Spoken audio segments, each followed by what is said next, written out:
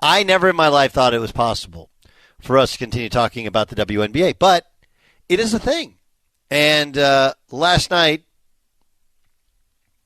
I believe, in the dub, the Caitlin Clark's team, which is the Indiana Fever. Why did they name them the Fever? Does anybody know? Does anybody know?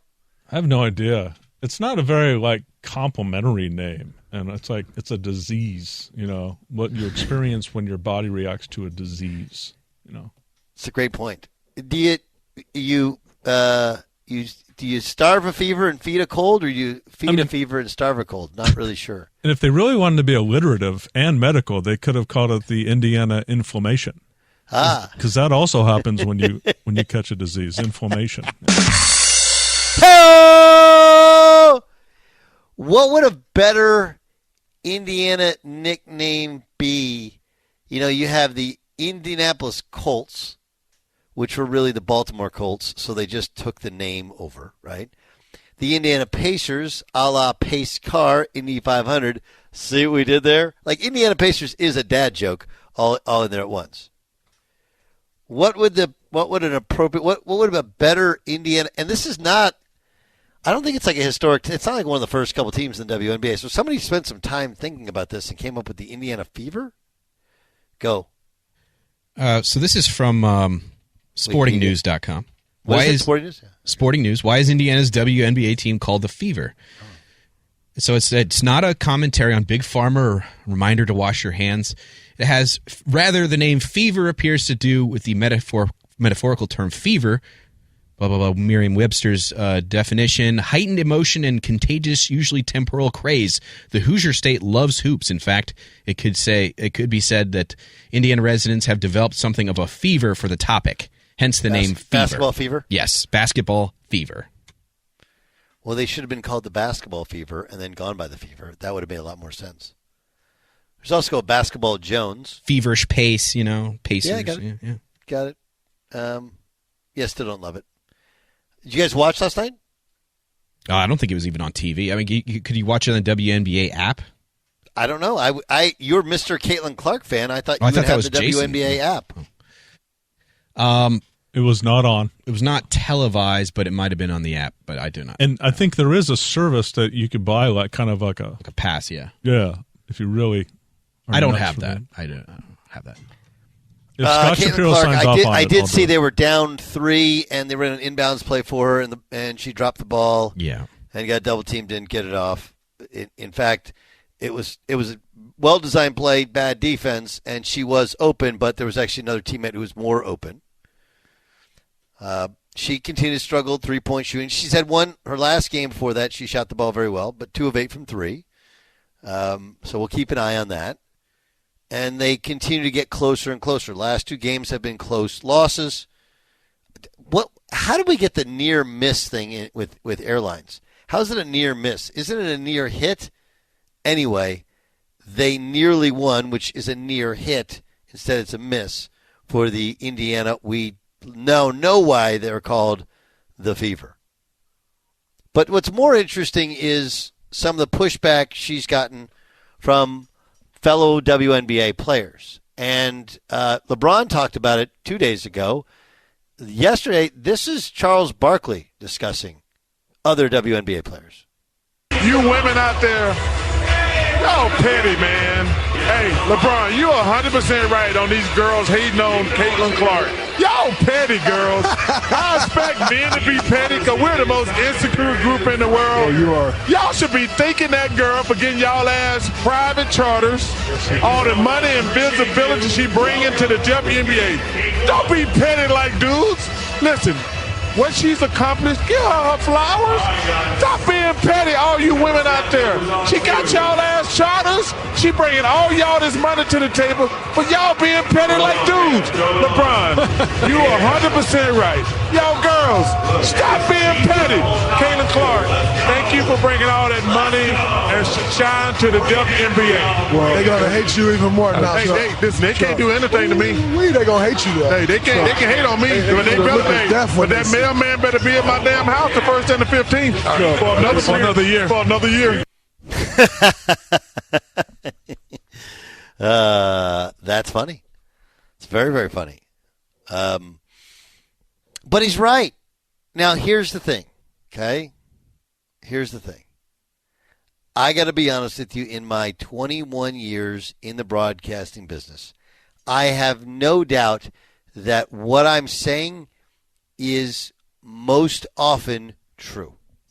It is not always true. It is most often true. What's true in broadcasting is true in the WNBA. Here's how. It is very, very hard to be a woman in the profession. Okay? I have several friends who are really talented broadcasters. I've worked with some of the best of the best of the best. And I think it's hard. And it's hard because, look, most guys, they don't really want to hear women talk about sports. That's just how their brains are wired. You can call men male chauvinist pigs or whatever, but the reality is most guys, they just,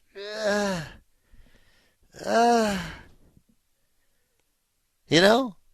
I would also say, in reality, it's the same with people with a foreign accent.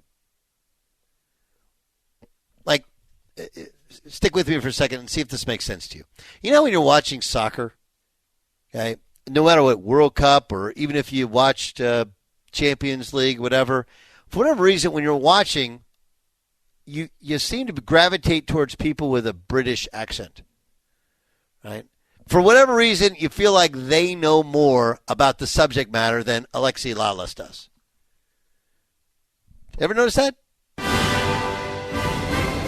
No, I'm serious. It's like, for whatever reason. Now, in the NBA or in the NFL, if somebody has a foreign accent, British accent, German accent, heck, even has an Indian accent. If you have an accent from Australia, you know, I go on the radio in Australia. I love my blokes down there. But when they talk about like NFL football, you will instinctively find it hard to find them credible.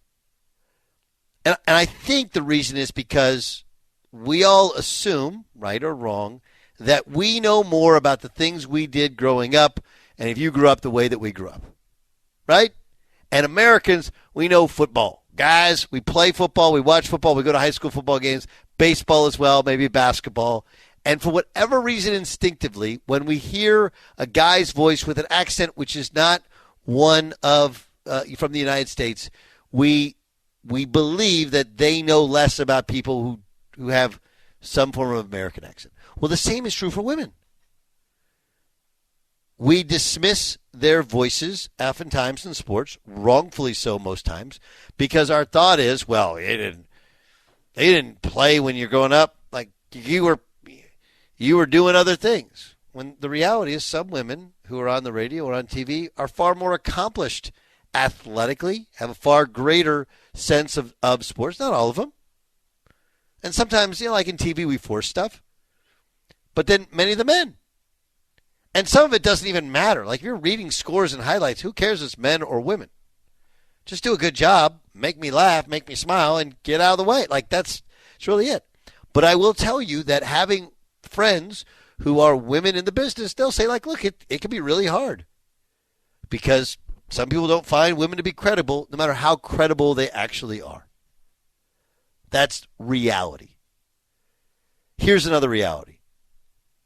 Again, not all, but a much higher percentage of women are incredibly petty. If you were to ask the 10 biggest broadcasters in sports, and maybe, I don't know, I can't tell you about news.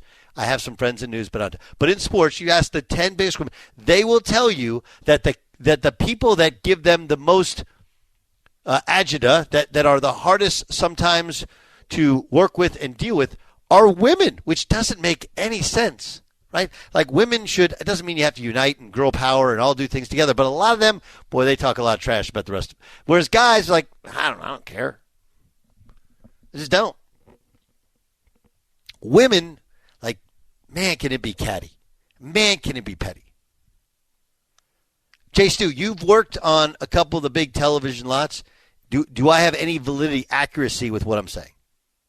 I don't know if I can co-sign on that last part, but I can tell you the testimonials I received, and by and large, it is a much tougher business for women to be in than men. Absolutely.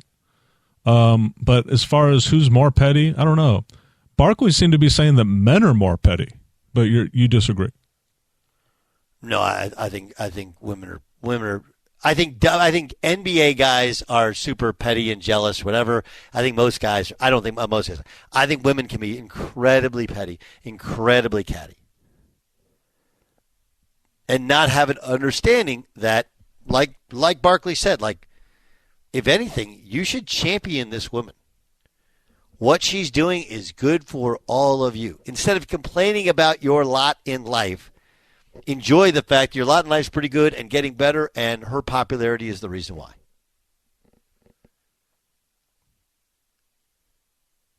Her popularity is the reason why.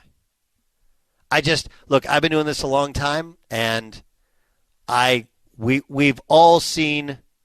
Can you imagine if when who came over last year to Miami in soccer? Messi? Yeah. I mean, can you imagine if guys, Messi comes over and there was just like, I can't believe, and I get it that this is Messi stepping down in level of competition. It's not really a parallel to her stepping up in level of competition. But it's just this lack of sense of how it actually works. You had two players from the Phoenix Mercury complaining about flying commercial from Phoenix to Las Vegas. Now, look, if the WNBA teams want to fly charter, that's their rights. But in terms of cost-benefit analysis, from Phoenix to Vegas is maybe an hour flight. Maybe. If I'm running a WNBA team, of course I'm flying commercial there. It's like 10x more expensive to fly charter, and it's so unnecessary. I'm not saying that charters aren't useful, especially the Connecticut Sun, useful. Phoenix is a hub. You can find anywhere in America, anywhere in the world from Phoenix. Why the hell do you got to fly charter to go to Las Vegas? But what's happened is just the cattiness and pettiness is at peak. The entitlement is like, what is going on here? And what's been built up over time is this resentment of really the NBA and maybe the media because you feel like you haven't been covered right. But the reality to it is, get over yourself. Cut out the pettiness. And I agree with Barkley. I agree with LeBron. Women hating on Caitlin Clark. And you can say, look, she's going to have to get better. She's going to have to get more efficient. This is hard. She's a rookie. We're the best in the world. She's got to join us. And she's got to lift up a franchise that was so downtrodden. They got the number one pick. All of that stuff is fine. But it's the cattiness and the pettiness that just, I don't know, to me, that turns me off. Okay, so you got the Chicago Sky. Is that right? New York Liberty makes sense. That's Angel Reese's team, right? New York Liberty or Sky? Chicago Sky. Yeah, I guess Chicago Sky is like Chicago Skyline. Is that why? Yeah. Yeah. Phoenix Mercury because the thermometer and the mercury, right? That's where we get the Phoenix Mercury? Makes sense. Yes. Washington Mystics? I'm not sure Wizards. I get that one. Huh? Wizards. To play off the Wizards. Plays off the Wizards, right? Yeah. Okay. LA Sparks. What is that about?